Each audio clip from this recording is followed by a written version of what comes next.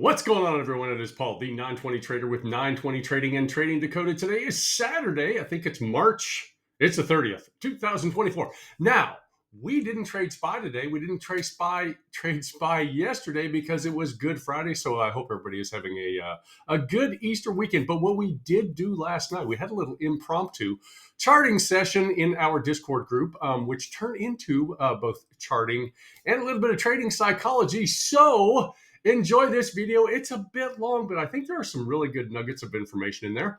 I hope you find this very, very valuable. And again, have a great Easter weekend, and we will see you in the markets. Just a recommendation. What's up, Jan? Good to see you. Good to see everybody. So we're going to do some charting tonight, folks. So in order to do charting, we have to do one thing. We have to share the screen. So we're getting ready to go live in 5, 4, 3, 2, 1. Bada bing, bada boom. There's the chart. What's up, Peter Gagan? And Neosol, Macri, Fibero. What's up, Fibero Gigolo? Good to see you, my friend. Decent ideas. I like that. Decent ideas for terrible ideas. Yes. How about great ideas? Excellent ideas. How about elite ideas? How about elite trader instead of wrong trades? And again, it's just one of those psychological things. You see that as like, ha ha ha, wrong trades. No, you can change that. Just remember, you are who you think you are. Your habits, folks. You are who you think you are. So no negative self-talk. Absolutely. And what's up, Steve? Just got off with Marty McSpy here just a few minutes ago. Why doesn't anybody? I don't know. I don't know. I know Jimmy does. I'm P Daddy, but everybody knows my real name anyway. It's P to the Daddy. No, it's Paul. Everybody, most people know that. Peter Gagan does, yes. And Jeff does, and Nelford does, and Mike D, and particularly Terrible Ideas. That's a real name. No, it's not. Your real name is Fibs. You're Ski, man. You're the West Virginia trader, man. What's up, Rich? Good to see you. West Virginia trader. We're hitting the Wayback Machine with the old West Virginia trader. Hey, Jeff and Mandy. Yeah, we're going back a long time with West Virginia trader. That was Fibs. So it was West Virginia trader, and then it was the Fibonacci, and now it's just Fibs. So yeah. But anyway, folks, we are going to do what we're going to be doing tonight is we're going to talk about how I set up my chart as when I didn't know how to trade well. Yeah, you did. Yeah, you did. You did. It was February 24th, 2022.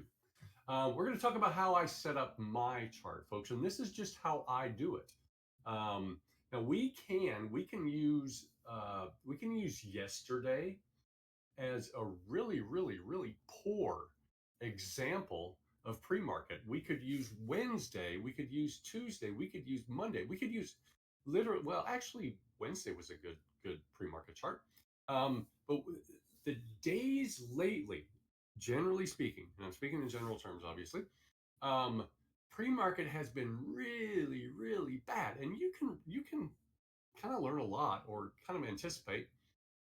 You can anticipate what the trading day has in store by looking at a couple of things. What's the range? What's the range in pre-market? You know, if you got a dollar range, are you thinking that you're really going to get a whole lot? I don't have negative thoughts to me if they're the weeds. Absolutely flex. Absolutely flex. Um, if you think it, it's bad. If you say it, it's really bad. But if you write it down, man, that is going to be ingrained in your head. That is absolutely so. I mean, people have made comments about them saying about themselves. I'm a horrible trader. I only get into bad trades and these kind of things. And I'll ask them to delete those messages only because if you write it down and you see it, you kind of imprint that in your head. It becomes part of kind of who you are. But anyway, we're gonna talk about how I set up my chart. For a lot of the folks, at least for the folks that are in the 920 room, um, sometimes I do live chart setup, when we get on, but a lot of time I will already have my chart set up. So um, let's talk about how I set up my chart. Now, this is yesterday, folks. This is yesterday. So Thursday. I want to keep saying it's Friday, but it's not Friday. This is yesterday. So let's go back to yesterday and kind of see what we got going on. Again, pre-market. Okay, so here's what I'm looking for in pre-market, folks. I'm looking for a couple of different things. Actually, I want to go to, let's not do this. Okay, I'm going to kill my chart for just a second, folks, so I can put it on my other stream. So I'm going to stop streaming, and I'm going to bring up my other chart on my other screen. That way I can look at both. Okay, so we're going to go to that 30-minute from yesterday. Stand by. I'll bring it up here in just a second, folks. I don't know why I was hell-bent on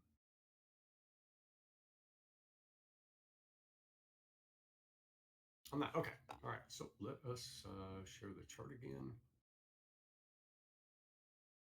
And that should be it, folks. So there we go. So this is pre-market. This is what I'm looking at every day before I set up my screen. Can everybody see my screen? Are there any issues with sharing the stream tonight? And I just need a couple of people to say yes. And again, if you can't, I will do it again. Okay, so all right. Good to see you, Mike. Good to see you, Mike. Okay, so generally speaking, what I'm looking for in pre-market, I'm looking for a couple of things. Number one, I'm looking for pre-market high. So I'm going to set my pre-market high, hence the term pre-market high, because that was the high of pre-market. So what I'm going to do is I'm going to then label that as pre-market high.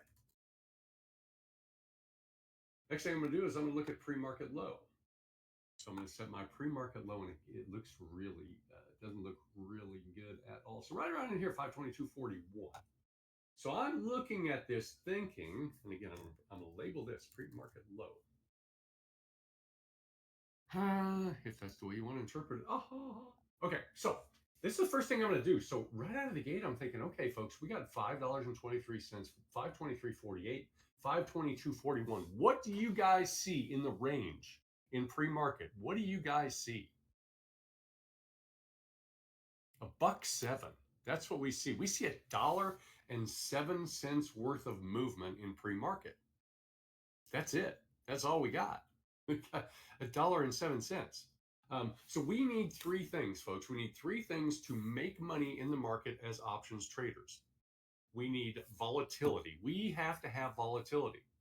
We need volume. In order to have volatility, we have to have volume. So we need those two things right there, folks. Wicks for the chart. So wicks for the chart from a pre-market low and pre-market high, because I'm just looking for the high and the low. So we need volatility, we need volume. We also need, what's a third thing? I'll go through that here in just a second there, JC. What's a third thing that we need? I talk about this in my videos every now and again, but what's a third thing that we need? We need volatility, we need volume, and what else do we need to be able to make money? We need range. So we need some sort of a range. You can call it a trend, but we need range. So right out of the gate, and again, it doesn't matter what time frame you set your pre-market high on, pre-market low. That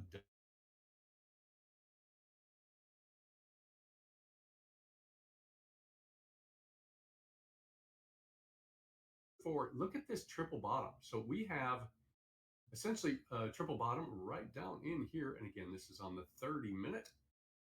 Every chart on every line on my chart going into open, unless it is labeled pre-market high, pre-market low, is going to be a 30-minute line. So every single line throughout the day in my chart is a 30-minute zone, a 30-minute line. And again, those are double tops or double bottoms on the 30-minute. Now, the question is, why do I use 30-minute lines or 30-minute zones? And my answer is quite simply because the higher the time frame, the stronger the level. And you can look back over any trading day. I mean, this is from Wednesday. See all this action on these 30-minute zones right in here. So again, the higher the time frame, the stronger the level. So again, it's trend. It is just trend.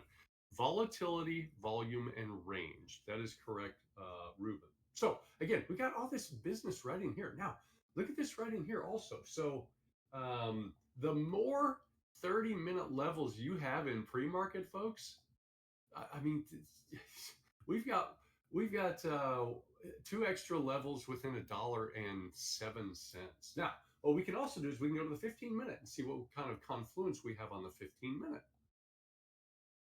And they're going to be pretty close.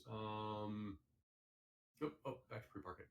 You're getting pretty close. You got double bottom here. These are really, I mean, these are super, super close, folks. These are really, really close in here. So this is what we're looking at heading into the start, folks. We are looking at, we can switch to the 1 minute. We can use heart attack candles all day long if you guys want to use heart attack candles. So here's what we got during the trading day, folks. Look at the 30-minute zone. These are all pre-market. This is pre-market. Look at this, guys. What do you think?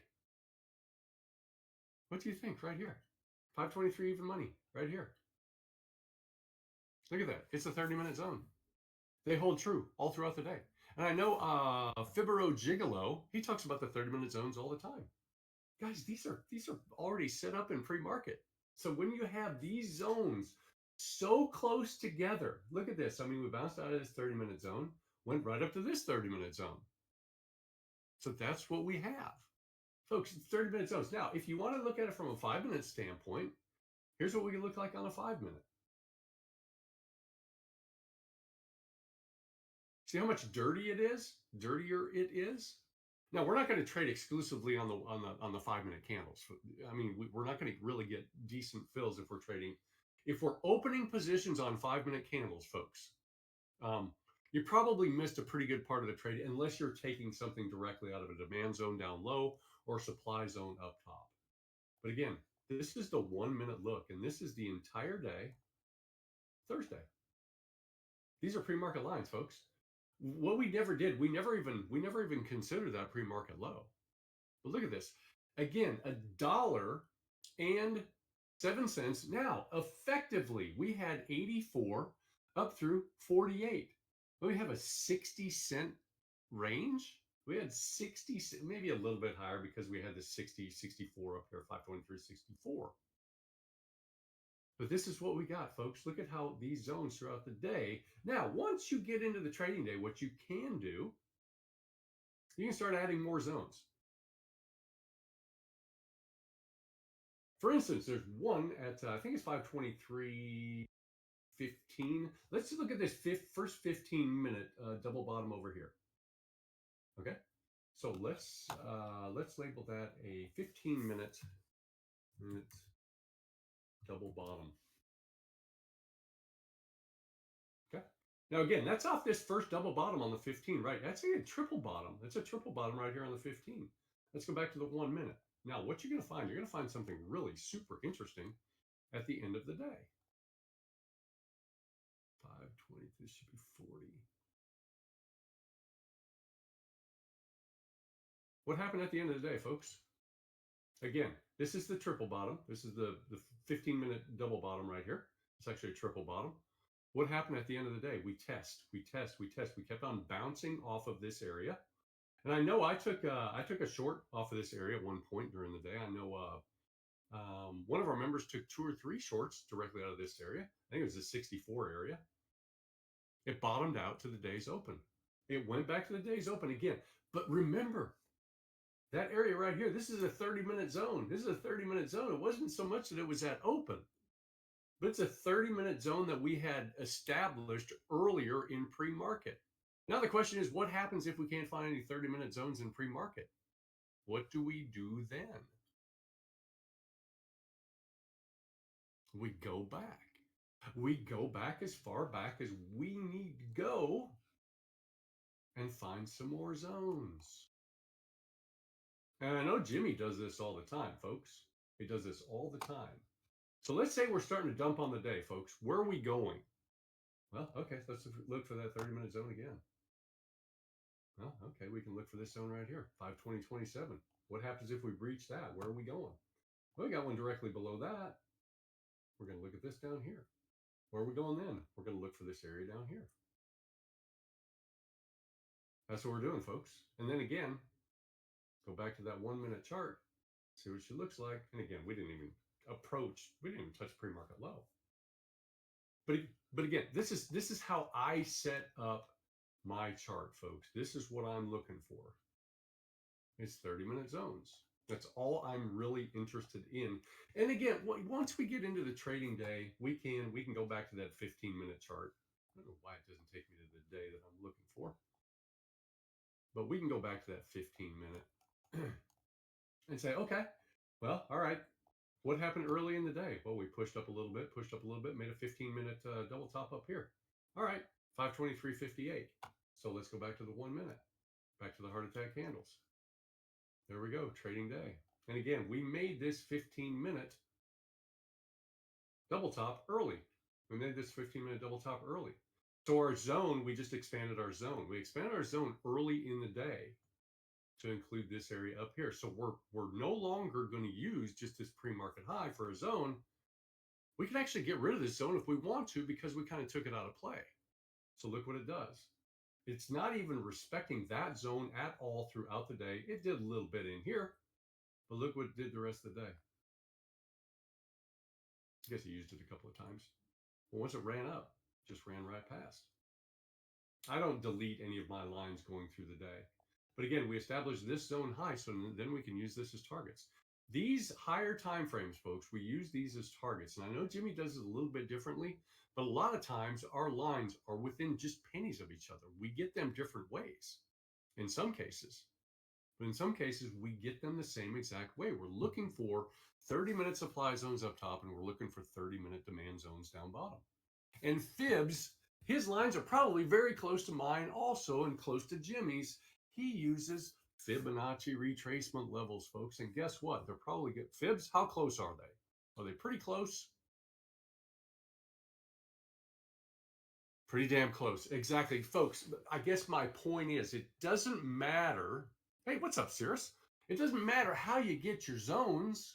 Everybody has maybe just a little bit way of getting their zones. But since the market has a memory, it, kind of knows where it's going to go. So that's kind of the thing, folks. So that's how I use it, folks. Now, these lines, the lines on the chart, folks, these are your targets throughout the day. What keeps glitching? Which keeps glitching, Cirrus? Is anybody else glitching?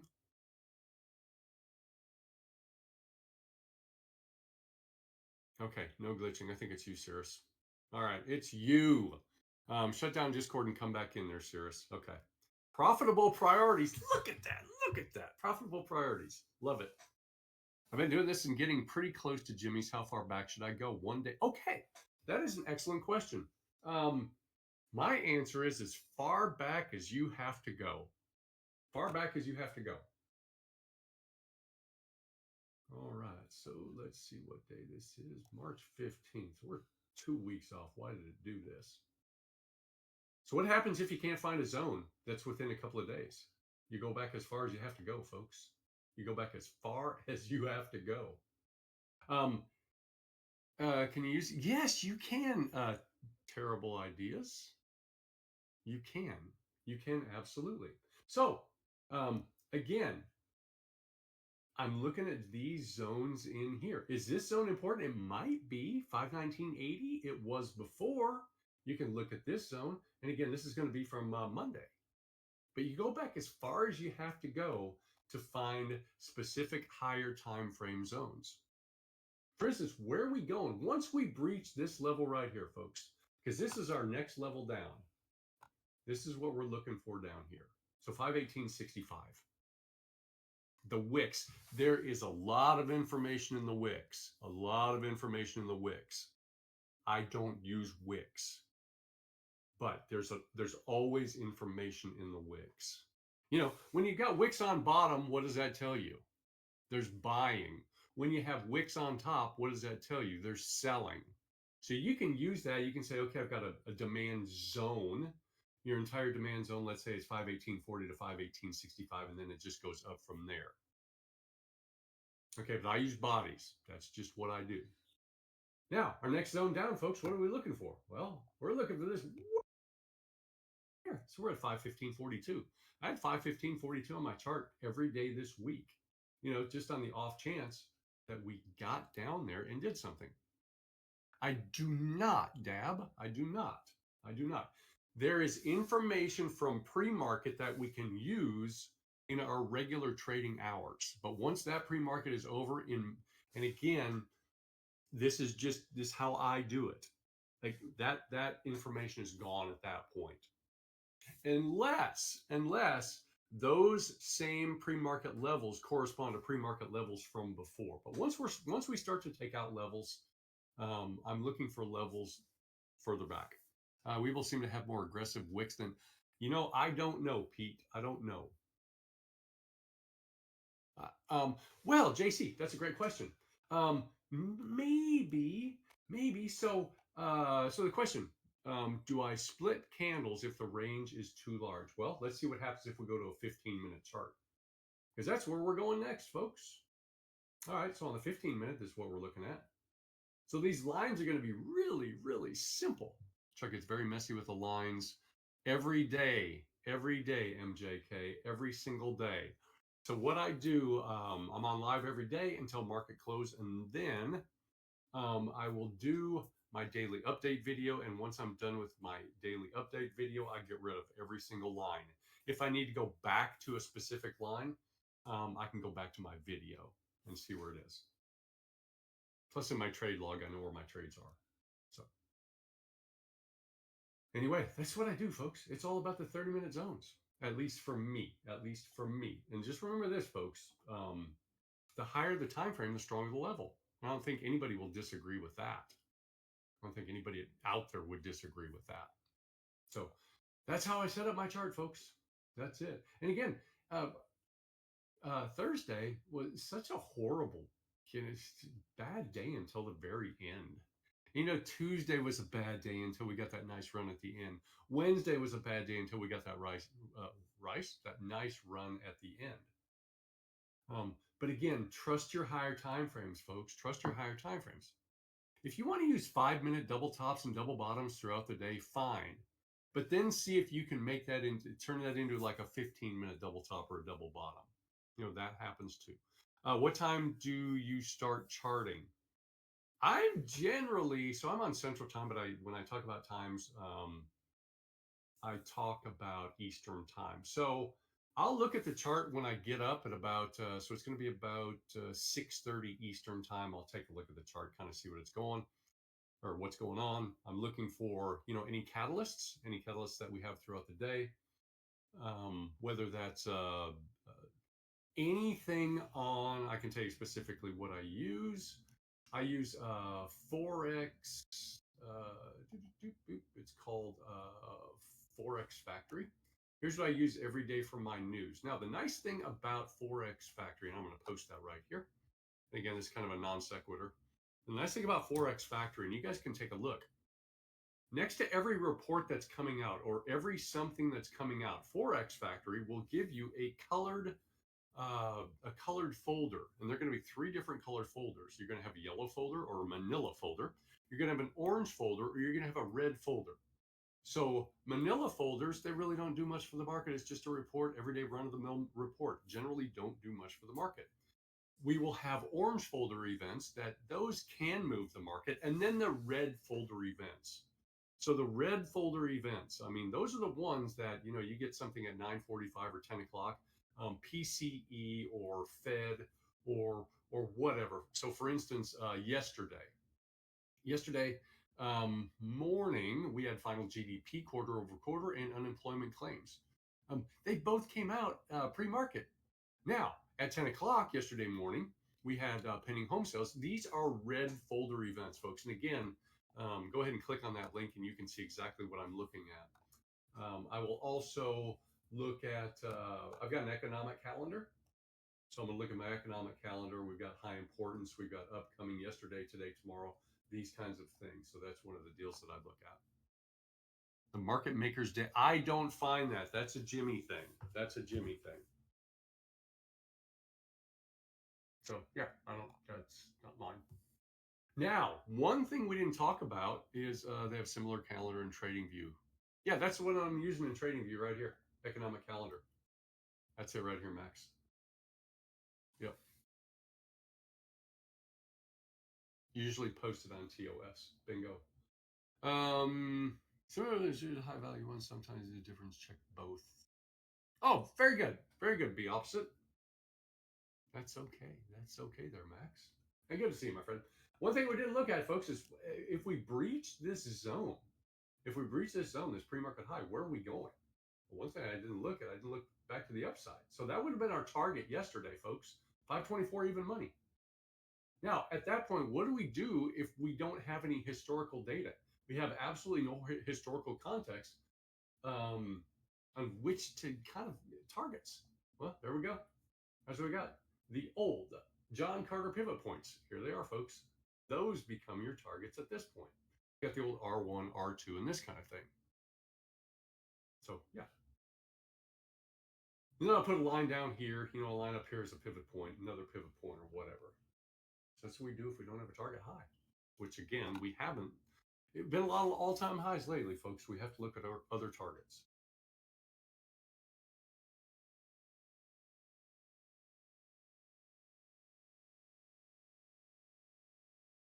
If anybody would like to jump on voice right now, I use John Carter pivot points right here, folks. John Carter pivot points right here. That's what I use. And let me see. Inputs. There we go. I have time frame 1 day, so I'm always looking at 1 day style. I don't have any way to change anything other than kind of the timing. So that's what I find works for me.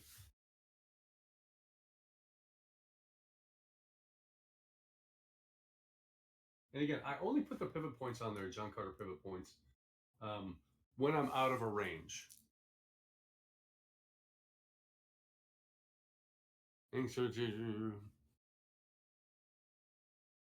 Now, Mike or MJK, are you talking about anything similar like John Carter pivot points? Probably. Yeah, you can search pivot points. Yeah, you can just search pivot points. You're looking at for R1, 2, and 3. And then S1, 2, and 3. The thing about John Carter is on his, he has some midlines, some midline pivot points.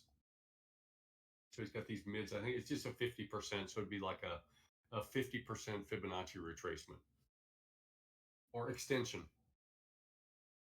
You'd have to ask Fibs about the correct terminology on that.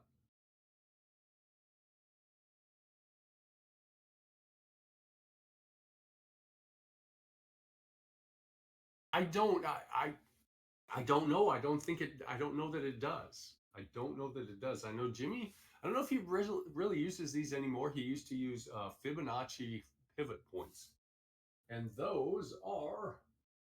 Let me see here. I think I've got those. I do. Pivot point standard. So it's pivot point standard. And then he changes those, I do believe, to Fibonacci. So traditional to Fibonacci, and those are his pivot points. That's how he used to do it. I don't know if he still does that. I don't think he does. Oh, perfect. Thank you there. Excellent ideas. I love your ideas, my friend. Um, okay, who wants to jump on here live and have a conversation and ask any questions? Oh, man, there we go. Come on, new and improved. I got you, brother. Here you come.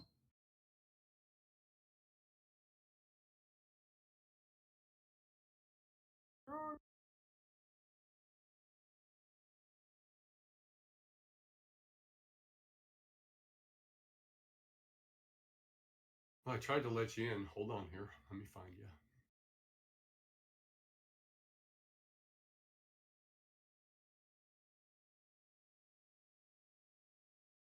Muted.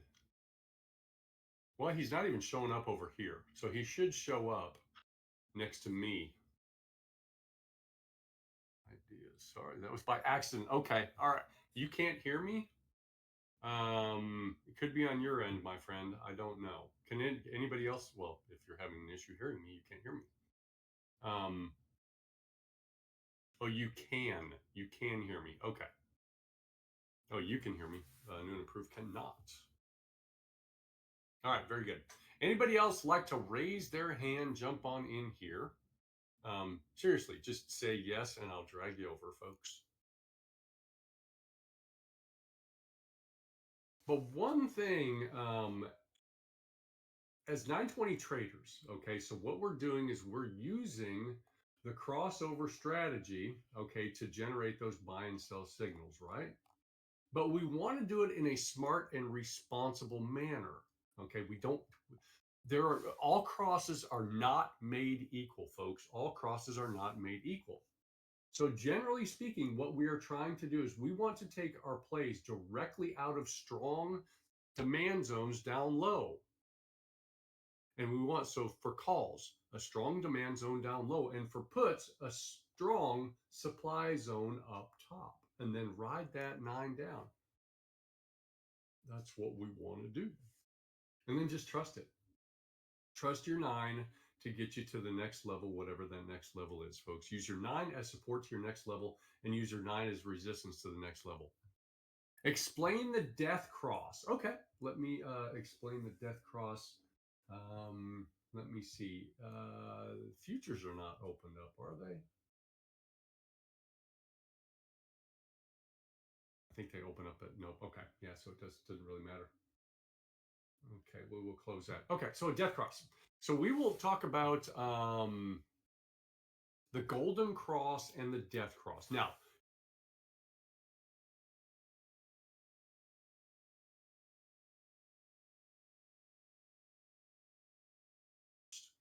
a golden cross is a single candle that crosses the 9, the 20, the VWAP, and the POC on the same candle. Now, a lot of times, if it's late in the trading day, your POC, point of control, for those of you that use volume profile, point of control is going to be a long ways or can be a long ways away from where we're trading in the present moment.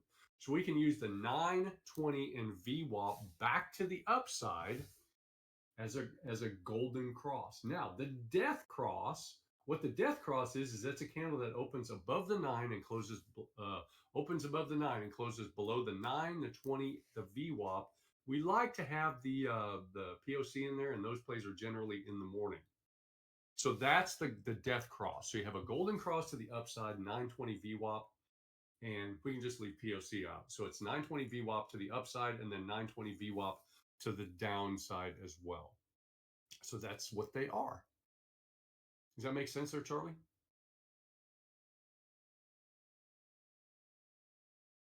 Now, a lot of times, folks, particularly in times of chop, in times of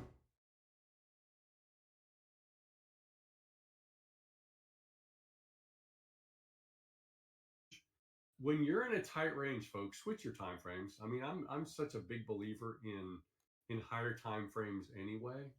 And this is a 5 minute. Oh, that's SPX. So we'll switch to the 5 minute and see what the 5 minute looks like. And again, this is from yesterday, so you can kind of see. Again, look at how these 5 minute candles react out of these 30-minute zones. Um, but we're just super tight, super tight. So POC with them is rare. POC with them happens either early in the day or late in the day. If it's a middle of the day thing, it's generally a dud because when the POC and the VWAP are close together midway through the day, you're probably not in really good, strong trading territory. And again, that's my experience anyway. But again, this 5 minute. This is ugliness. This is pure insanity, ugliness on this chart, folks. I mean, we were talking about 60, 70 cents. Now, if you can buy it off the bottom and fade it off the top if that's what you want to do. And you'd probably do all right in a 60-cent range. But if you're doing anything else other than playing between those zones, and I know that Jimmy put up some pictures yesterday of that specific zone or those zones, he said, okay, puts off the top, calls off the bottom. And those, I mean, that's this zone right in here, folks. There just wasn't a whole lot of room. So there wasn't much in there. So, okay, who's got some more questions?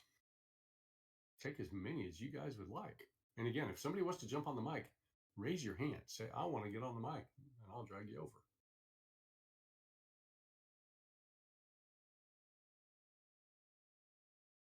You can talk. Oh, perfect, Max. All right, well, watch this. We're going to invite to speak. So you're coming over, Max.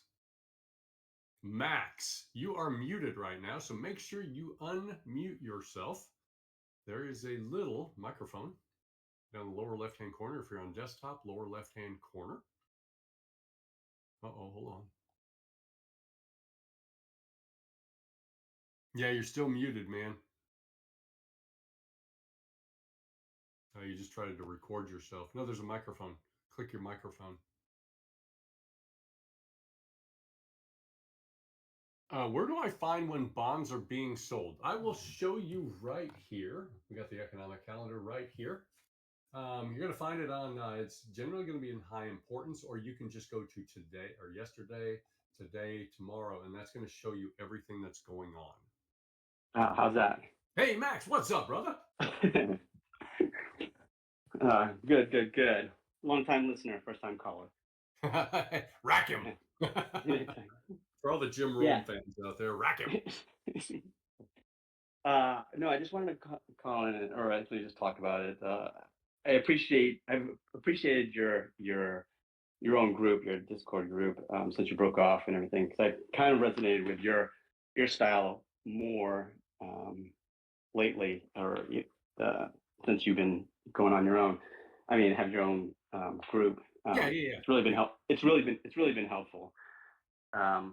So I just want to let you know that I appreciated everything you talked about, because these past 2 weeks have been like total ball busters. I mean, I got screwed like these past 2 weeks, and I've been away from Discord for a while just because I've been busy. So I haven't been able to join the Discord group for a little bit, but I came back like this week, and I was getting hammered. Thankfully, Thursday turned out well with that big run up at the end. That kind of just saved me. But it saved a lot of people, man. It saved a lot of people. Yeah, exactly. And so your methods is your 9-20 method is really resonating me. But what I wanted to say was what really helps me is your coaching throughout the day, because I get anxious about the action. You know, you get kind of FOMO, or you kind of waiting around for something to happen. You think something's going to happen, but a lot of times you're able to kind of give caution when caution is really due, and helps pull me back a little bit. So a lot of the the guidance you provide throughout the day has really helped me kind of not get into trouble, or not put myself in bad positions sometimes. So it's been a really good learning experience coming back to the group. I appreciate that. So the folks that are that are not in this not in the 920 room and have not heard me say that, generally speaking, what I say when I know a trade is going on, I'll say things like, folks, if you are in this trade right now, what I need you to do is I need you, number one, it's going in your favor. The trade is going in your favor. So what I need you to do is I just need you to step back, relax, take a few deep breaths, and realize that we are just watching lines on a screen. That's all we're doing, folks. That's literally all we're doing. So don't get too worked up about it. Now, if you have a heart rate monitor, Apple Watch, something like that, so you can monitor. You know, generally when you get anxious, your heart rate goes up. So, and deep breathing helps, particularly when you are in a winning trade. So, but thank you. Yeah. I just want to come on and say that I've been appreciating the group. Thanks, Max. Yeah. See ya. All right, bud. See ya. All right. Having audio issues here the first 3 seconds after joining. I don't know. Let me check. I ever said 30-minute zones has been key to me seeing the chart better. I used to focus on fives. Yep, I did too. Tends to keep me out of chop. Yes, this is where I go from red to green, green to red, and it loses. Yes. Yeah, but those 30-minute zones, folks, the higher the time frame, the stronger the levels. When you get a breakout of a 30-minute zone, you got to look for those 30-minute zones up top. And again, it doesn't matter your method of getting there. My lines, so my zones, Fib zones, Jimmy zones, our zones are all so close together. So JC says he gets nervous. Okay, Flex. Um, I'm gonna get you in here, Flex. So stand by, my friend. We're gonna do this. We're gonna invite to speak. Flex is coming up. Hey, Flex, what's up? Give me just a second to respond to JC here, real quick. Um, let's see here. So JC, this is really common. You get nervous before getting into a trade. I get that. I understand that. That is why I wanted to know what my level of anxiety was. And Phibbs remembers, going through this process, me going through this process of, hey guys, guess what I'm doing? I'm using my Apple Watch. I'm using my Apple Watch to monitor my heart rate to see if I've got anxiety in the trade. So here's the why behind it. Number one, it's scar tissue. You take those trades, they go against you. You take those losses, you hold on, you hope, and you don't cut the loss. So it does a couple of things. So the losers create some scar tissue, but then you get into that winning trade. So you hold, you hope. This is in the losing trade. You hold, you hope, you hold, you hope. It keeps going against you. You have this hope against hope that it's going to come back and pick you up. And sometimes it does. And when it does, it's a big sigh of relief. Okay, then you get a little bit of green and close out the trade. And then, or you take a big loss, and then you take the big loss. So then you hesitate getting into the trades because, well, the last time this setup was here, it's all based on pre-market. Yeah, that's right, Phibbs. Everything's based on pre-market. Um, so when you get into a winning trade, when you get into that winning trade, you don't want to be a loser again. You don't want to, you don't want to be a loser again. So the result of that is, guess what? You take the trade off the table before the market gives you a reason to get it off the table. You take it off before you've hit a target. You take it off before you got a breach to the downside. You take it off because I remember last time I got into a trade and I don't want to lose again. So what happens is you take these big losses and these tiny wins, and you wonder why you're bleeding and you wonder why you have the scar tissue. I would contend that more scar tissue is put down as a result of um, more scar tissue is the direct result of getting out of those winning trades too early. That's my opinion. That's my opinion. That's my experience. Explain a way to handle the trades when you have a cross 920 around the zones. Yes, Lieutenant White. But before I do that, I'm going to welcome my man Flex to the mic. What's up, Flex?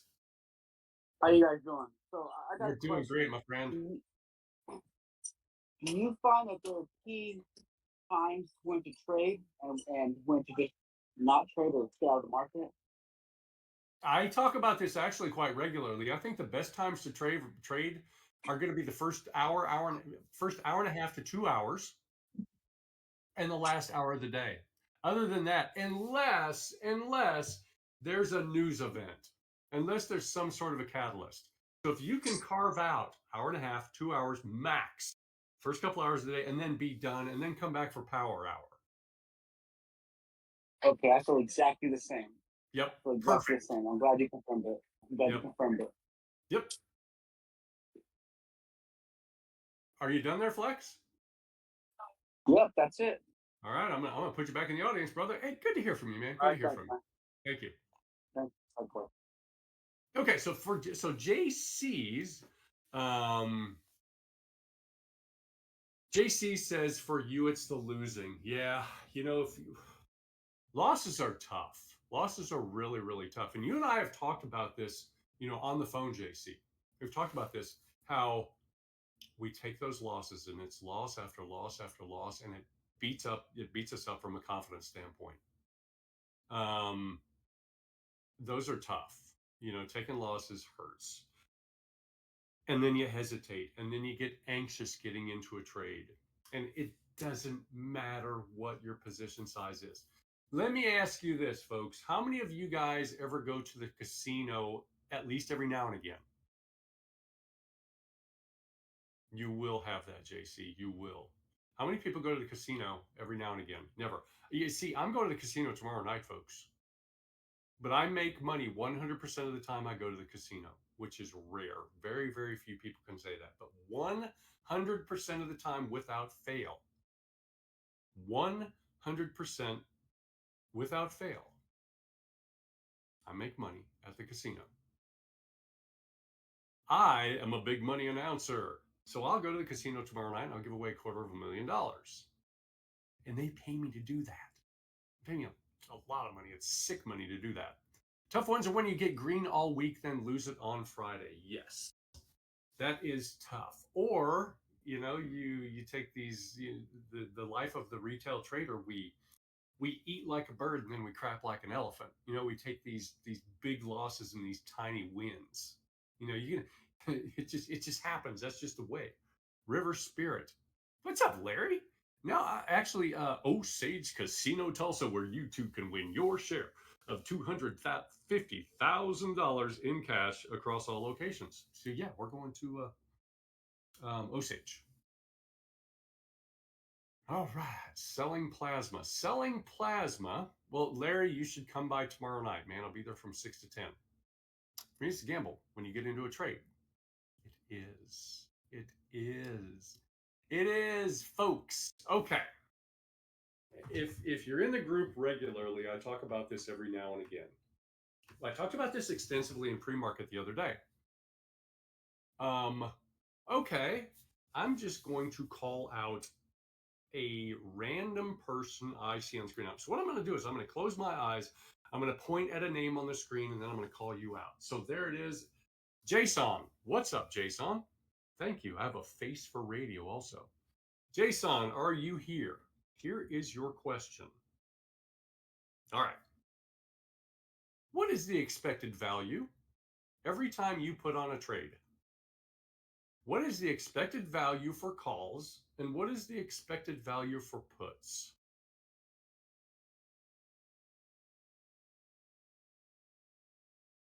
If you're a brand new trader, you have a face for postage stamps. If you're a brand new trader, you won't know what the expected value is. The expected value, every time you push the button, there's an expected value.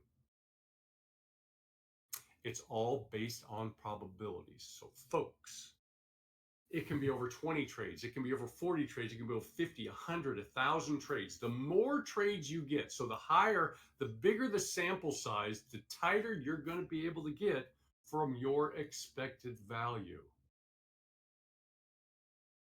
But you have to know what that is every time you push the button.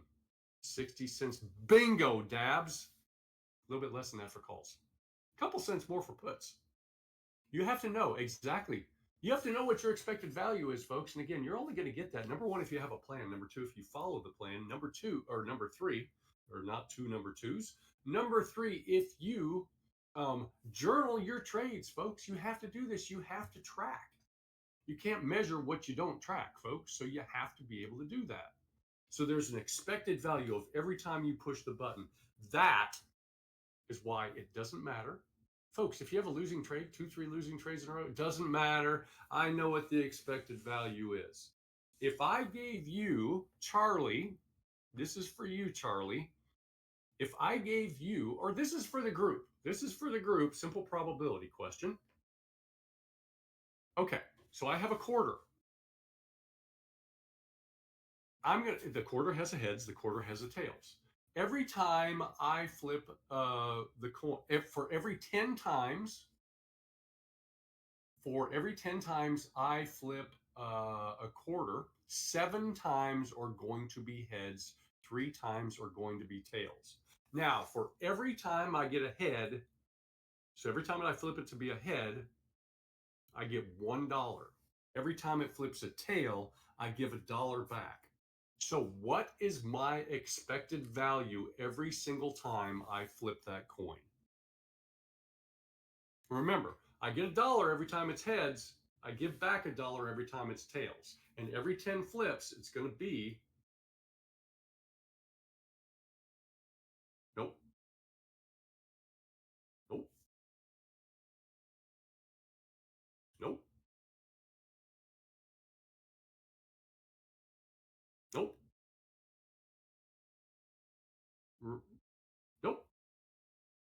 See, it's 40 cents. It's 40 cents. So here's why it's 40 cents, folks. Because 3 out of 10 times I'm giving $1 back. 7 times, 3 out of 10 times I give $1 back. 7, I make $1. So every 10 flips, I'm making $4. So 40 cents every single time. That's the expected value. Your expected value, you have to take your wins and your losses, folks. You have to take wins and losses.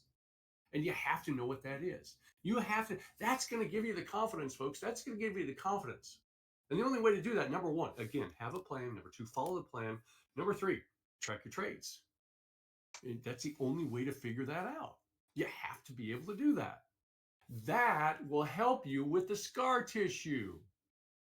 Again, have a trade or have a plan, follow the plan, track your trades, figure out what your expected value is. That way, every time you get into a trade, I just made 40 cents.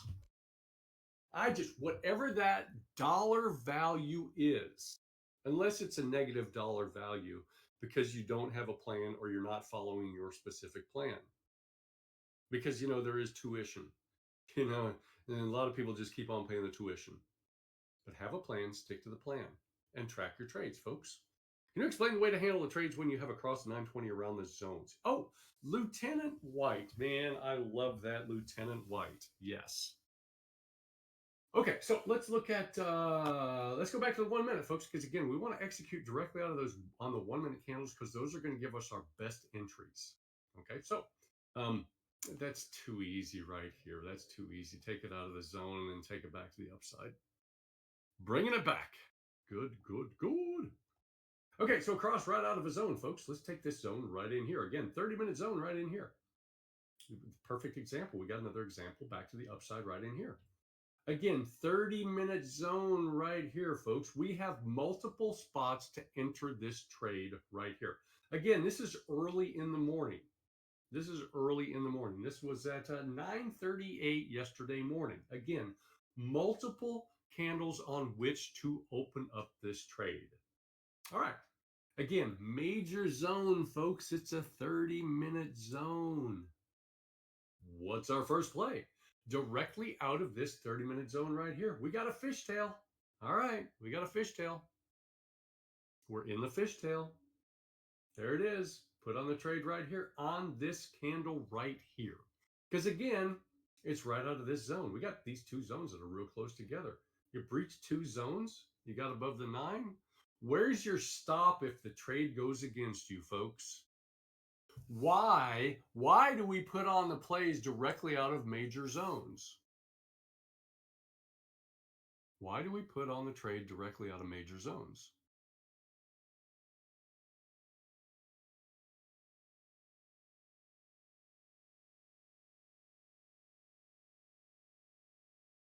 What is the reasoning for that? There's less risk.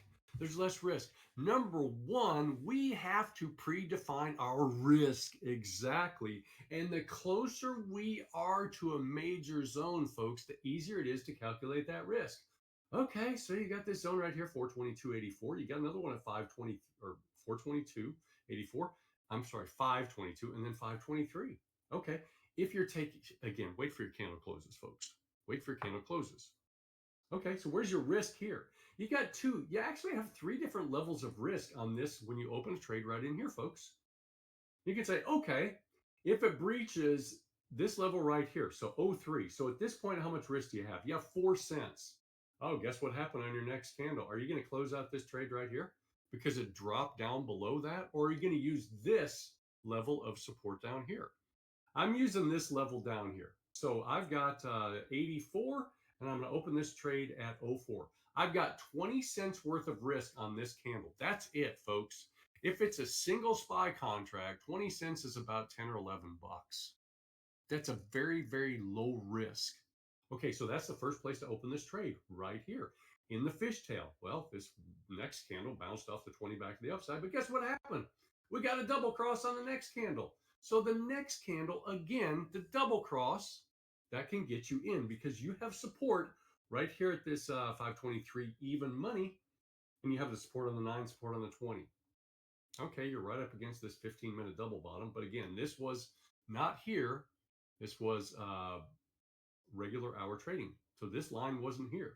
What's the next place to get into a trade? Well, you can wait for the cross to the upside. You get a cross to the upside, you take your first green candle. You're so far away at this point, folks. So far away. You're at 48, and then our level of risk comes down here to 12. So you're 30 cents away.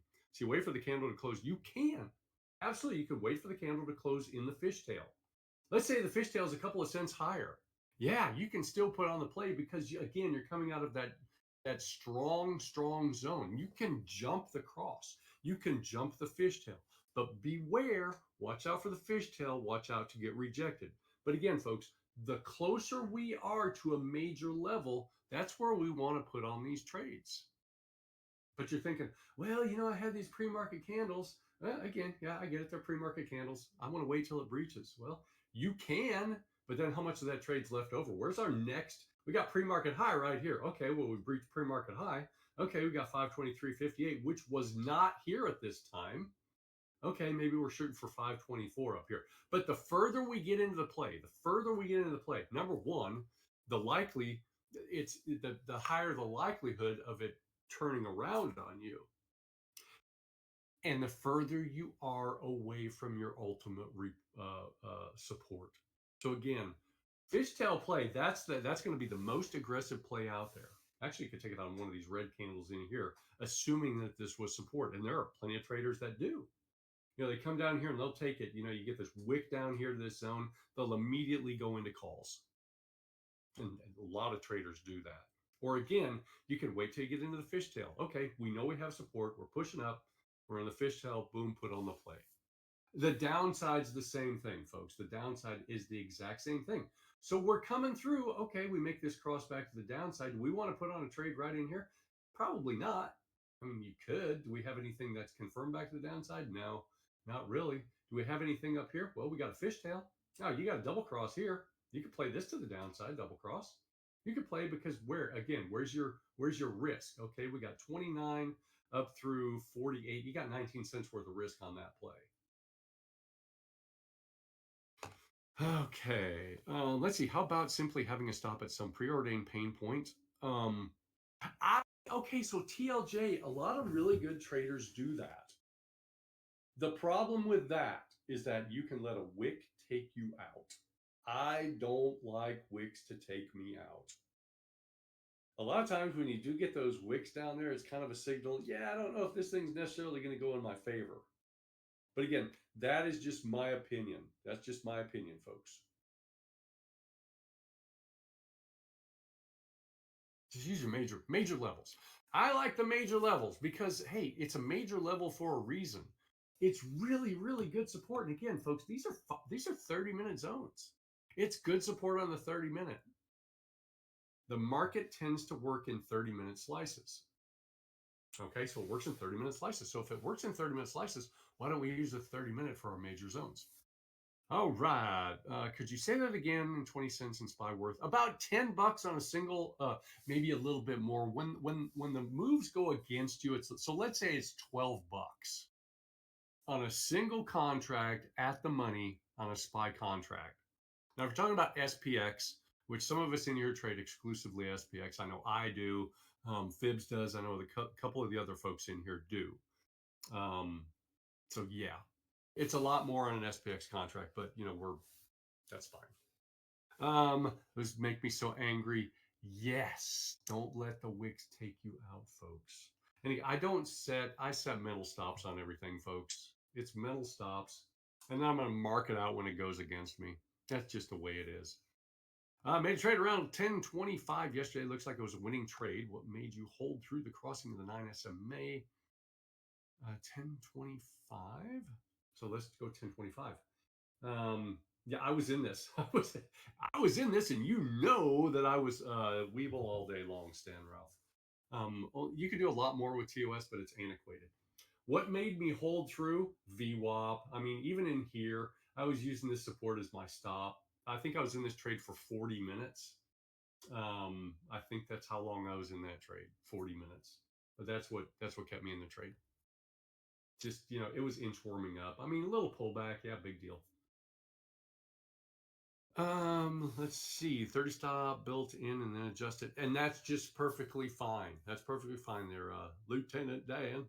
Which one of the flags in the wrong direction got me? Yes. You're welcome there, HT. You are welcome. And again, folks, we're looking for targets. I think I probably had this 424 up here as a target.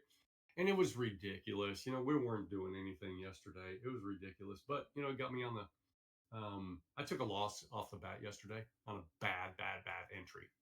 When I make bad entry, folks, I tell everybody it's a bad entry. It happens. Okay. Stan Ralph.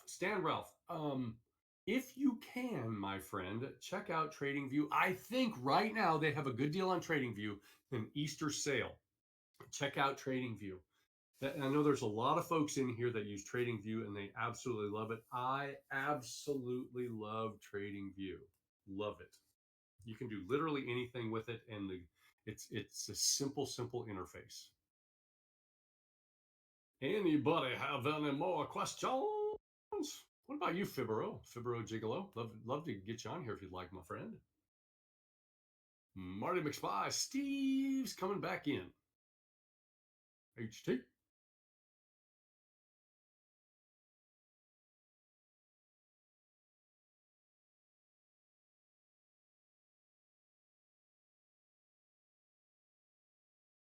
Can I go over the last trade? Yeah, I can. I missed it off the bottom and I caught it right in here, mid candle right in here. So yeah, that's what it was. Oh, okay. I got you there, Fibero. Mr. Gigolo. I caught it in here. I think I was looking for a breach of 64. So we got the breach of 64. And again, I just flat out missed it off the bottom. I don't know what I was doing, but I missed it. Bottom line, I missed it. Looking for a breach of 64. It could have been 50. It was 64. I was looking for a breach of 64 to the upside. As soon as we did, I got in mid candle on this candle right here and wrote it up. And I think I closed on this. I know I closed on this candle right here. That's what I did. Momentum and volume. We breached the level that we were trying to breach. I mean, you can look at this daily high right in here, and we had a lot of volume. You can see all the volume that poured in on these candles over here. So we went from, these 40, 50,000 candles, volume candles, 70,000 candles, to right in here, we had 345,000. Look at the previous couple candles. We're talking about 221, and we had just a little pullback right in here. And then as soon as that volume started pouring in, and again, folks, remember what we need. We need volume, we need volatility, and we need range. We broke out of the range. And again, I got into that play way, way late. When you are on the mic all day long, folks, and you're watching a chart all day long, you kind of get blurry eyed or bleary eyed at some point, and you're looking and you're talking and you are, reading messages and all this kind of thing. So, yeah. But anyway, I was really, really late to the party. This should have been my entry, this fishtail play right here, or even out of this demand zone down here at 15. Strong level of support, but I waited way, way, way too long to get in the trade. But nevertheless, it was a good trade. You are welcome. Yeah, but again, volume, volatility, and range, folks. That's what we're looking for. And if you're fibs, you can take a 50-cent range and make $20,000 a day because he just sets it and forgets, just like old Ron Popeil. I got my 64 extension or 38 extension or, whatever it was. Fib level and extensions. And yeah, he's the master at that. Very few people out there. I'm telling you, Fibs is an absolute elite level trader with Fibonacci retracement levels, folks. Yes, you know it, my friend. You know it. He just nails them, folks. He just takes these shots and just bang, bang, bang. It's really good.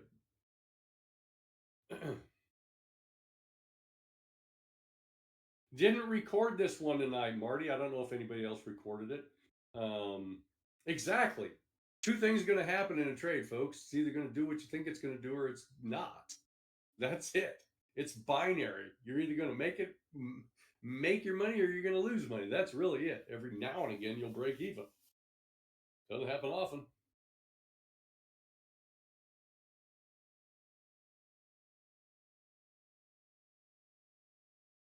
I think you're talking about fibs when you're talking about you got to put on the trade, folks. You just got to put on the trade. You don't know what's going to happen. And again, folks, remember the probabilities. Flip.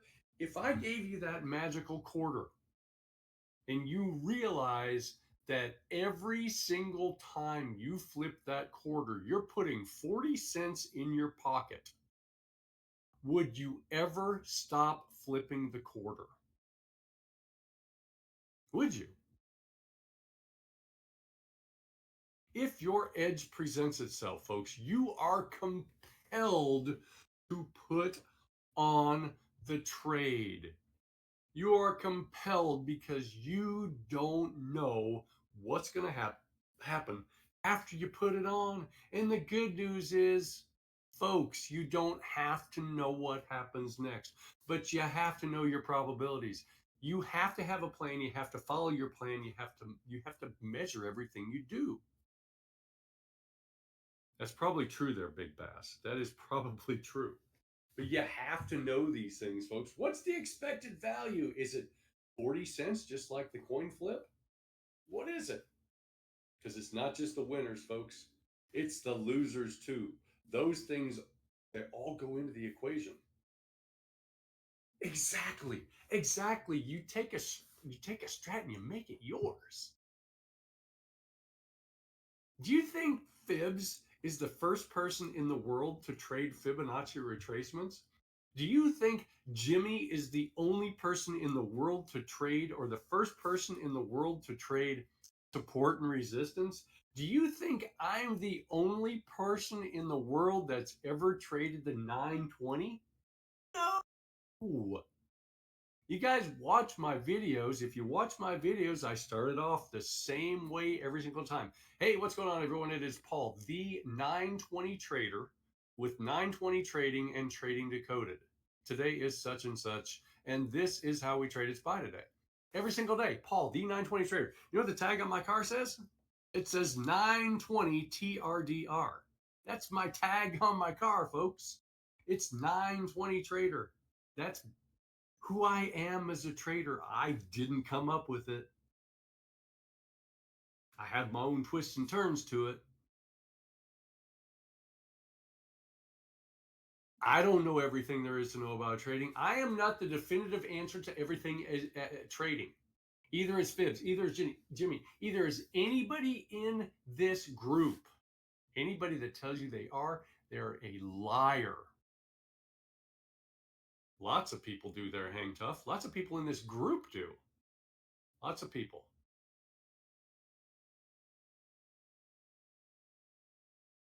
We just try to make it our own, folks. They just try to make it our own. Any ideas? Any ideas about people that trade the 920? You do a search, just do a Google search. 920 traders. Well, if you search 920 trading, well, you're going to go to my website. That's the first thing that pops up, which is kind of cool. 920 simple moving average. Just search out 920 traders.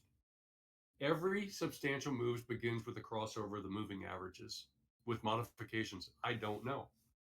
I don't know. I don't search a lot of other people, so I don't know. I don't know. I have no idea. We're all doing the same thing, folks. We're all just watching lines on a screen. That's literally all we do, folks. We watch the lines on a screen. It's the same lines, unless you're using a Heikin-Ashi or something like that. Or what's the other one? What's the other one? I'm Renko candles or Renko sticks, Renko bricks.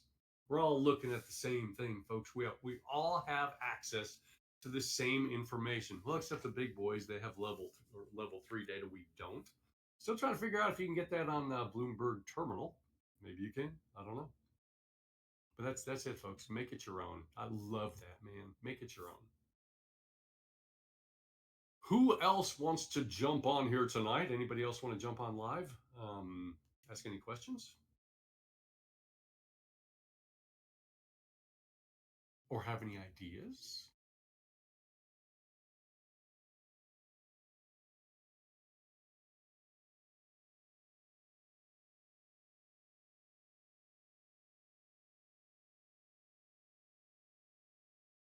I agree. Take a strat and make it your own. Okay, so Stan and Ralph, EMAs are a little bit more so recent price action affects EMAs a little bit quicker. A really good friend of mine, he trades a 920, but he has both a 9 SMA and a 9 EMA up on his chart. New month coming up and want to keep learning. We're folks. Okay, so folks, and if you're in the 920 room regularly, you hear me say this every day, folks. Our job as traders is to execute according to our trading plan. Our goal as traders is to get better every day. That's all it is, folks. We got to get better. 1504 yesterday was fishtail play. Downside, a bad idea. Hole 1504. Right in, I'm probably going right in here. Yeah, I think it was. Yeah, I think it was. It's just a pullback. I mean, it's just a pullback, man. It's a pullback. You know, after a big run up, wait for that second cross back to the downside. Yeah. So you got to pull back and then you're going to retest this level up here and then you're going to come down. So yeah, bad idea. Not wait for that second one. That's my recommendation. You're seeing it in real time, folks, though. You're seeing it in real time. Sometimes you miss this play right here. Sometimes you miss it and it goes down. But if you're looking just to be conservative about it, now this, I did have a 5 minute. Let me go back to the 5 minute. Because we had a 5 minute double bottom that we made late in the day. Let me put that here. And I think we made that on that first little drop. So, and we did. So right in here, we made a 5 minute double bottom. But we wouldn't have known that real time, obviously. Yes, always wait for that second cross back to the downside after a nice run. Or make sure you're coming out of a major zone. And your major zone would have been 524. So if you're, if you jump this fishtail play, what you're doing is you're going to use 524 even money as your stop. But wait for the second time. Wait for your second cross to the downside. Again, that's just a recommendation. Trade it any way you want, but wait for the second one. What's up, Rigo?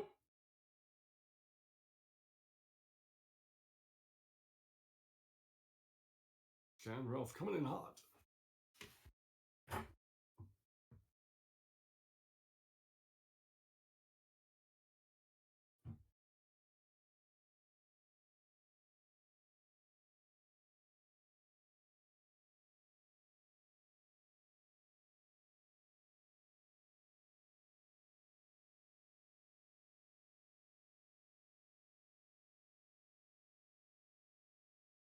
What happened? The cross happened against the trend of the day. Ooh, that's an excellent question. I like that question a lot. Okay, so we see it regularly, folks. We see it all the time. Let me ask you this, Stan. What happens? So we're running up, let's say we run up $2 or $3, and we run into a super, super strong supply zone up top, 30-minute zone. It's hit that zone three times before, and then it came back down. So you have that $2, $3 run back to the upside, hits that zone. What do you do? What do you do directly out of that zone? You can put on the trade right there. You can take puts at that area, but you better have a tight stop. I like to wait for my second play back to the downside, generally speaking, unless it's just one of those where we get those big sell-offs, and it comes down and it hits a 30-minute zone. So let's say it's selling off down to, let's say, 519.53, and it's just flying, and then it hits this 519.53 and you get a big wick. Give it a couple of minutes. See if it'll retrace back to this area. If it retraces back to this area and starts to do the same thing, man, jump on that train. Those are beautiful trades, folks. Those are beautiful, beautiful, beautiful trades where we're just flying down. And if you don't know where your levels are, you don't know your zones, you get down to this level and you go, oh, I got 518.65 down here. I'm going to hang on to this trade. And then it bounces off this zone a couple of times. And what does it do? It goes like this. Whoop. We found our pocket of buyers down here again, folks. Strong levels. Higher the level, the higher the time frame, the stronger the level. Bounces around, and we see it all the time. It goes whoop, and then you go, why didn't I get into that trade? It was against the trend. Well, because it was a big demand zone. There is a big supply zone up top. Take the trade. Take the trade. Predefine your risk. Those are some of the best plays that you'll find, folks, out of a super after a nice drop back to the downside. Now, if you've got news that came out and it's just selling off, or everybody's buying everything back up, follow the trend back to the downside. But if it's just, you get a big pop all of a sudden, you get into thin volume or something, it hits this zone, let it hit down, hit the zone again, retest it, and then jump on that train. Because your nine's probably catching up with you at that point. But again, these are just my opinions, folks. These are just my opinions. It's not financial advice. These are just my opinions.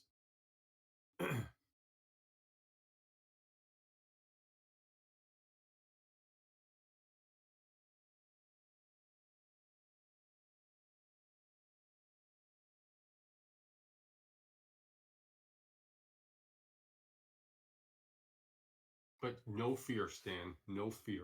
Predefine that risk, my friend. Predefine your risk. And remember, it's probabilities. It's all probabilities, folks. We're just watching lines on a screen. That's your job. Our job as traders is to execute and then let the market do what the market does. And if you're fearful, your position size, generally speaking, is too large. And again, that's my opinion.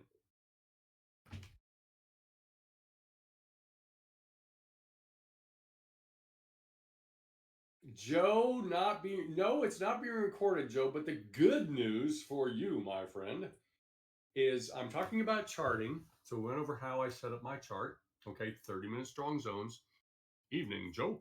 And so Joe is, as are a lot of these folks, Joe, Golf Pro. Oh my God, Golf Pro. Holy cow, good to see you, Golf Pro. Joe's regularly in the trade in the 920 group, folks. So I'm just going over how I set up my chart, Joe. And talking about the things that I talk about just about every day in the 920 room. So, you know what's going on in here, my friend.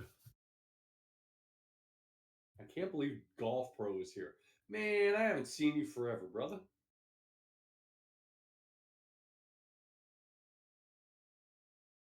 Oh, okay, okay. Yeah, if it works, just send me the file, HT. Thank you, Charlie. Man, I appreciate you, my friend. I certainly do. And this goes for everybody in the group. Anybody, there are a good number of people in this group right now who have my cell phone number. Okay, and we talk at least fairly regularly.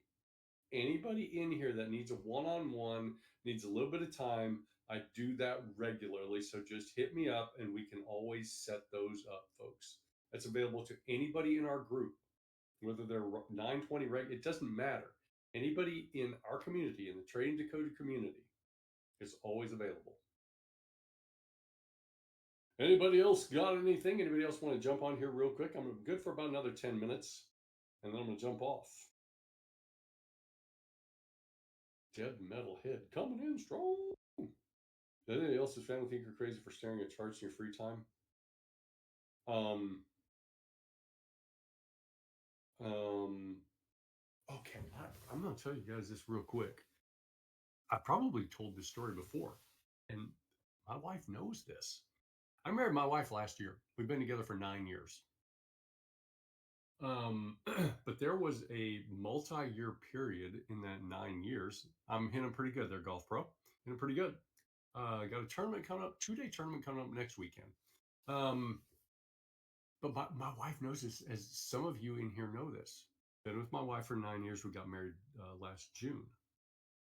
There was a multi-year period in there where all I did was work and look at charts till 2, 3, 4 o'clock in the morning, and steady charts from every specific angle. And a lot of people in my life thought that I was crazy, but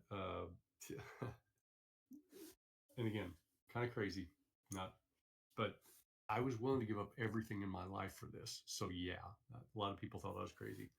And when I say anything in my life, I'm talking about everything in my life for this. Everything. And again, my wife knows that. But yes. So yes. But we got to kind of be, I don't think we have to be crazy. And I don't think we have to be, I don't even know. I'm not elite, man. I'm just a regular guy. I've been doing this a while. So yeah. I'm trying to be better every day, Jason. I'm trying to be better every day. Trying to be better. It doesn't matter where you are as a trader, folks. You're always trying to get better.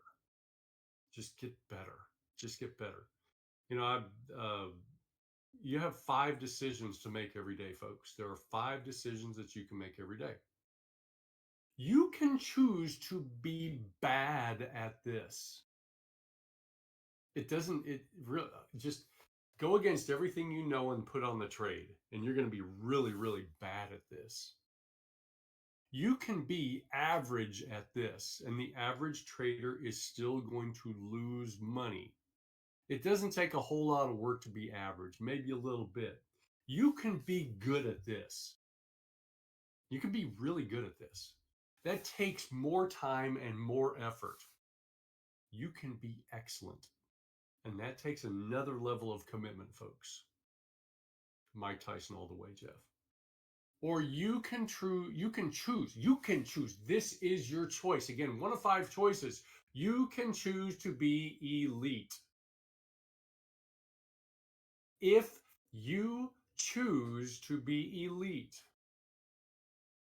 people are going to say you are absolutely out of your mind. Everybody's going to come out of the woodwork. You're day trading, you're trading options. You can't make money doing that. You're stupid. Haven't you seen the statistics? What is wrong with you? You have to be willing to go through everything like that. You have to be willing to do more than you have ever tried to do in your life. You have to be willing to get out of your comfort zone. You have to be willing to be so uncomfortable that you grow. You're either going to grow or you're going to die trying. I use the 20. Nothing, Lieutenant White. I don't charge anybody any extra. Nothing. Nothing. You're just gambling. Yeah, you're just. My wife said that. My wife said that to me. My wife said that. Because she likes to go to casino every now and again. I said, why are you going? I asked her this the other night. This is the question I asked her the other night. And you guys are going to find this. What question did I ask her? Because she likes to go to the casino. I asked her, what is her expected value every time she presses a button? I asked her that. I'm like, okay, what's your expected value? Because she said, well, you just gamble. I'm like, nope, I'm the casino. I said, what's your expected value every time you press a button? She said, well, I expect to hit a jackpot. And I said, nope, that's not even close to the right answer. And then I had to explain probabilities and expected value, which is kind of crazy because she plays poker sometimes and she's a really, really good poker player. But so I had to explain the expected value. 4-cent contracts, be comfortable getting in. I was holding them suckers long way. Yep. Yep. I was baiting her, no question about it. And she's just a fireball. She's 4'10 3/4". I'm 6'6". Do the math. But anyway, so that was a conversation. But folks, if you choose to be elite, you have to be willing. You have to be willing to get so far out of your comfort zone. We're all in a specific comfort zone. You have to be willing to get out of that comfort zone, folks. There's no magic in your comfort zone. It's where most people choose to be. It doesn't take anything. I'm fine being average. I'm fine being good. Okay. Hey, if you're okay with just being good, that's fine. That's where you want to be. If you want to be excellent or if you want to be elite, you have to be willing to do what most people are unwilling to do, folks. And that's to work your ass off. You must be willing to put in the work. You must be willing to go through the pain. You must be willing to go through a pain of holding on to a winning position for a long, long time. And if you're a scalper, scalp. But every now and again, folks, the market says, hey, yes, the market says yes. When you get in that position, you have to listen. You have to listen to the market. It's telling you, folks, yes, okay, stay in the trade. It is easy. Absolutely. Okay, here's the thing. It's easier to stay in a losing trade for a long time than it is to stay in a winning trade for a long time. Square that circle, folks. How do you square that circle? Why is it easier to hold on to a losing trade than it is a winning trade? Hope. Hope. I hope it comes back to pick me up. Oh, I just hope you, folks. No names, no names. We had one of our members. Uh, I think it was Wednesday. It was Wednesday, and again, okay. I talked to this guy Wednesday right after market closed. He called me, and he was distraught. And again, no names. He was absolutely distraught. And I said, I'm gonna have to call you back because I'm getting ready to make my video. And he said, just please call me back as soon as you can. And I'm thinking this guy's just gonna he got smashed or something like that. Finished my video, I called him back. And then he told me his story. Now, I've talked to him multiple times on the telephone before. Okay. So it wasn't a first call. Again, so when I saw this number, I'm like, oh, okay, all right. Here's what happened, folks. This particular person, this gentleman, got into a trade early Wednesday morning. I don't remember the time, 10:30, something like that. 22 SPX contracts. You can do the math on 22 SPX contracts. I don't know where he was on the options chain. That does not matter. 22, but 22 SPX contracts. That's a decent size position. Wherever you are on the SPX chain, you're 3 or 4 spots out. Let's say they cost $1.50 each. So he's in this thing for what, $3,000 at $1.50 each? For whatever that number is. So he's sitting on a position. Again, 22 SPX contracts. He held them all day. He was in calls. What happened? What did he do, folks? What did he do? He was in calls for over 5 hours. What did he do? Well, he held and he hoped. But again, look back to Wednesday's chart. Joe for the win. He closed out the trade and made $400. He held that trade for 5 hours, 5.5 hours. So he was really, and generally speaking, most retail traders are like this, folks. We know how to hold on to those losing trades because we have that hope. Oh, it's going to come back and pick us up. If you just held that trade, again, because there was no reason at that point, the chart wasn't saying, you know what, I'm hitting a big area of resistance. The chart was just going bananas. Yeah. He holds those trades for about 5 more minutes. He's walking away with $16,000. He had to get out of the trade. He had to, I got to get out. I'm finally positive on the trade. I've held on to this losing trade. Oh, please, sweet baby Jesus, if you will just get back to zero, I promise I will never do this again. Please get me back to break even. Oh, there's $400. I'm closing it out. Why? The market was saying yes, folks. The market was saying yes. That's the pain I'm talking about, folks. I'm not talking about holding on to those losers. No, no, no. Folks, predefine that risk. You hit your level of risk, you get the hell out of the trade. What I'm talking about is the pain of holding on to losing trades, realizing that you could give money back to the market at any time. So what do? You close it out. I've made my $400. I've made my $400. Alan, if you want to jump on here, I'll let you on here. You know, Ray, just jump on again. Raise your hand again. Happy to do that. But folks, that's the pain. The pain, holding on to losers, people are good at that. It's the holding on to winners. You're in a trade for 5.5 hours. 5.5 hours. And you guys know because every single trader in here has done that. You've held on to that losing trade. You just have. We have. I have. Everybody in this group. If you haven't, you're a beginner trader. Oh, well, hey, Alan, good to see you too. Good to see you too. Good to see you. Or a robot. Exactly. Folks, the pain is in holding on to those winners, not knowing what's going to happen. That's golly. You want to talk about anxiety? You want to talk about anxiety the first time you hold on to a trade for 30 minutes or an hour and a half or 2 hours? You want to talk about anxiety, particularly that first 15 minutes. You everything inside your body is screaming at you to get out of the trade. Your brain is saying you have to get out of this trade. It is so painful. That is pain, folks. It's real pain. It's like, oh, I gotta get out. No, you don't. No, you don't.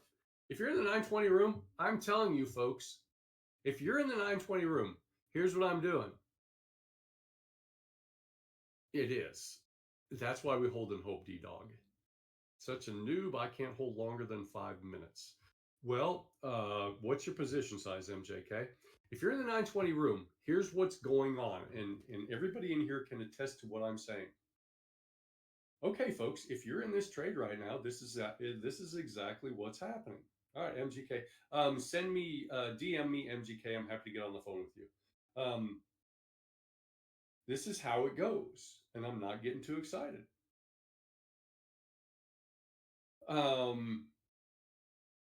Okay, folks, if you're in calls right now, you're in really, really good shape. This is what we're looking for.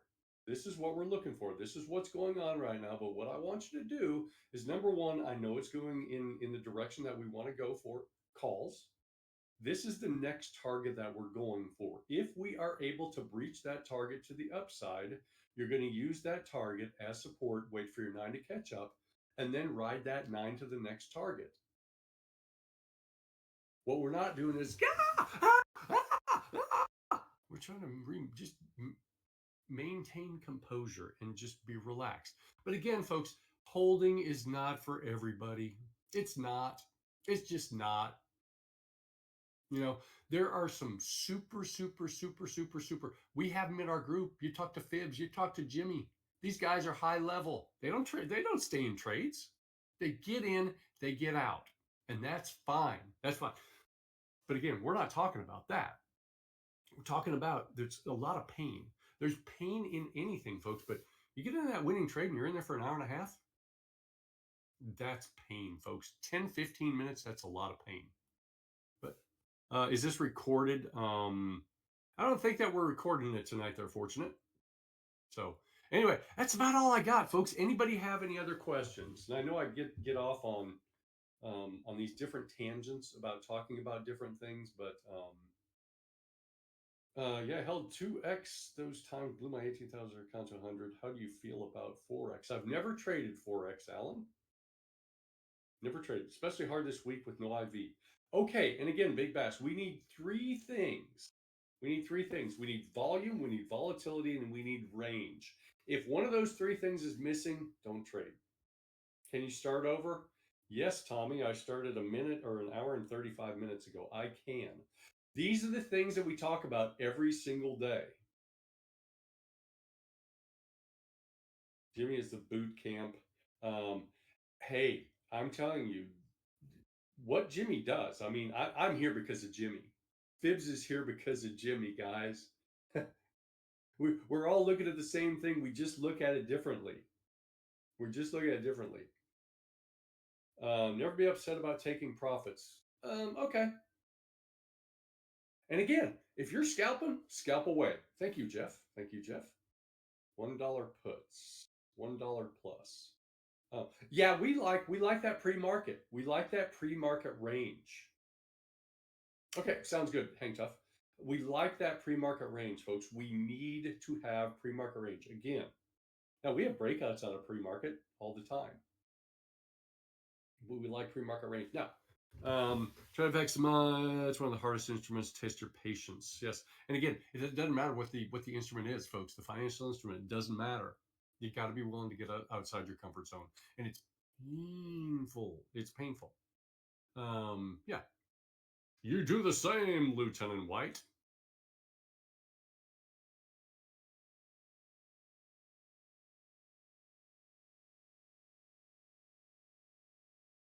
Anybody else? Because I'm going to shut it down because my wife's home.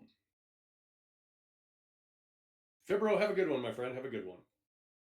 Happy Easter to everybody, folks. For all the people of faith out there, happy Easter, of the Christian faith, rather. Happy Easter. So, yes. All right, see you guys Monday. Anybody have any further questions? Because if not, we're going to put the candle out for the night. And again, feel free to send me a DM, folks. Send me a DM. And again, I know a bunch of you in here have my cell phone number. So if anybody wants to do a one-on-one, we can do it via cell phone. We can also do it via Discord, so I can share my screen and do it right on here, and we can talk about the charts. Fibs, are you taking over after I'm done? I know Fibs has an event tomorrow night. See you, MJK. Oh, that's right. Oh, tip-off was like an hour ago. Ooh. Okay, so you're talking tomorrow. All right, folks. So I hope everybody has a great, this is how we end of the day every day. Hope everybody has a great rest of the evening. Everybody have a really, really, really happy Easter. Thanks, D-Dog. I appreciate that. Have a happy Easter, everybody. And again, for the people of faith, have a great Easter. He is risen here in a couple of days. Anyway, have a great evening. Have a great weekend. Have a great Easter. We're going to do this again on Monday, except we're going to be live trading on Monday. So have a great weekend, folks, and I will see you guys later.